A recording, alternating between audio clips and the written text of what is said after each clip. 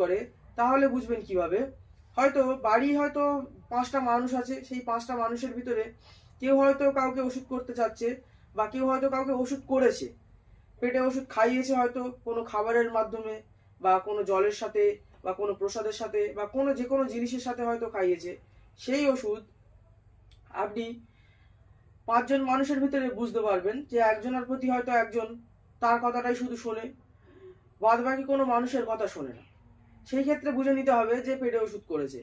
আবার যদি আপনার যে কোনো মানুষের কথা তার ভালো লাগবে না, হয়তো এরকম ক্ষেত্রেও হতে পারে যে প্রেত চালানের মাধ্যমে এই ওষুধগুলো করলে, প্রেত চালান দিয়ে, তখন তার উগ্র রাগ, উগ্র মেজাজ, সবসময় ঝগড়াঝাটি, অশান্তি, এগুলো তার মনে হবে।